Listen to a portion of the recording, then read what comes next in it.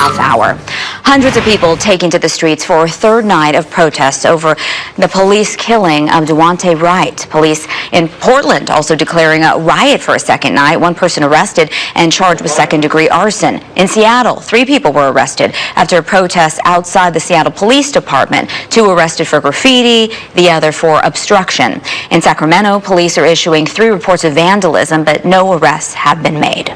So in Brooklyn Center, protests started peacefully, but when the sun went down, the tone of the crowd certainly changed, with protesters throwing water bottles and other objects at police officers, officers firing back pepper spray and flash bombs. Dozens of people have been arrested here over the past few days.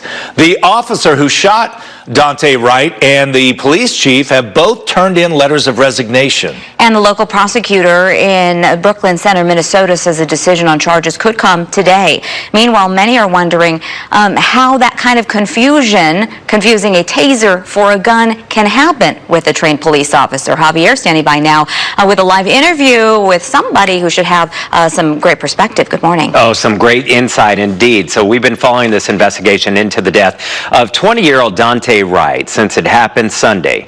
Then Monday, the Brooklyn Center police chief said it was accidental that took the life of the young father.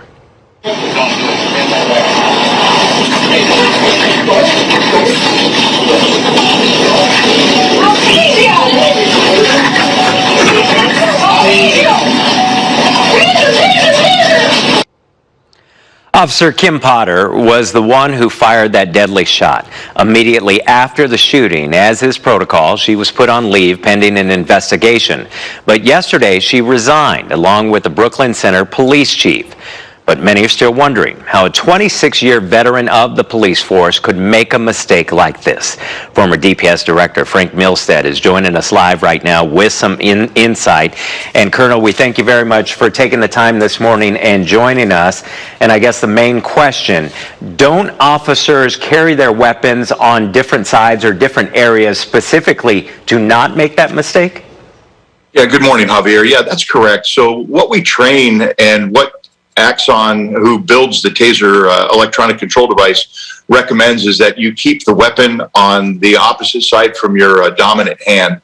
So you have to actually make a cross draw kind of move across your body to pull it, and it's not where you would normally keep your handgun. So we do shoot, don't shoot scenarios, trying to get that muscle memory, so you always know that your dominant hand is going to go to your weapon on your dominant side.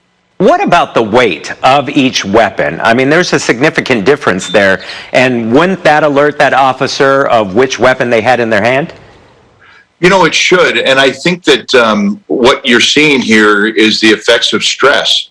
And I don't think anybody realizes the stress that people go through during traffic stops or during these encounters with combative people.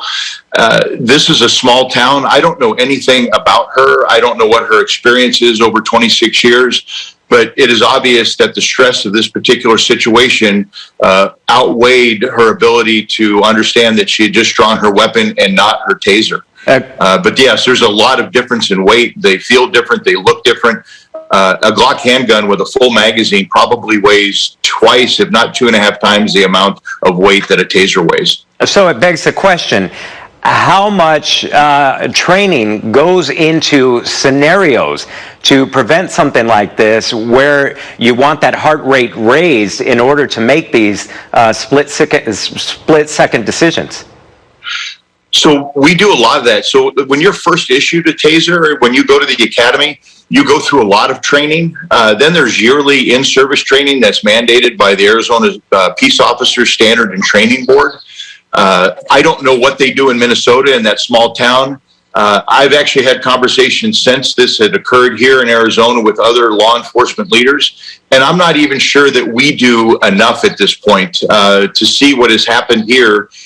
Maybe we in Arizona need to do more as well, but I know we do shoot, don't shoot scenarios, lethal, less lethal scenarios, trying to make sure that that muscle memory is there, so when they cross draw or they pull that weapon off of their load-bearing tactical vest, that they can differentiate the difference between the weapon. I know we're focused on the officer's mistake, and you can hear in that video where she yells out taser, and then immediately after firing that shot, there's an expletive, and she says, I shot him. But how much of the problem goes on to Duante Wright and the way he acted with officers?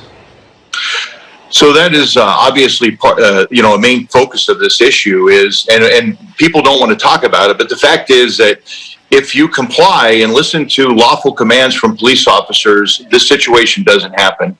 And unfortunately, this ended as tragic as it could happen, with the death of the motorist and the loss of a job for a police chief and a police officer.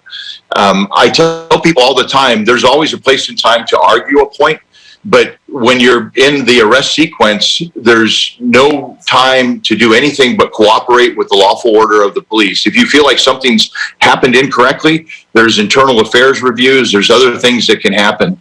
But the other part of it is when you look at police training across the country and you talk about police reform, we see a lot of that.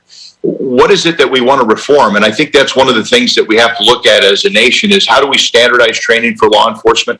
How do we better educate youth at a younger age how to interact with law enforcement? Because none of us know what happened prior to this event. What did Duante go through that he felt that he needed to resist arrest and run from law enforcement? And you can actually see from the moment that he's put against the car, he locks his hands behind his back as if he's putting his hands behind his back. But it occurs to me that it looks like he's trying to resist the handcuffs actually going on. And you can see his hands clenched, making it difficult for them to put the handcuffs on. So again, we all have to be good with each other. We have to be polite, and we have to understand and respect each other's positions in these situations. We thank you very much for your insight, shedding some light on what officers face in a day-to-day scenario. So we thank you for taking some time this morning. Thank you, Javier, and I hope the best for everybody involved, and I hope that young people will understand that death is a permanent situation, and fighting with the police is just a bad idea. Just cooperate and get along with one another, and the world's a better place for all of us. Thank you, sir, and we're going to continue to watch this case very closely. Thank you. Thank you, Javier.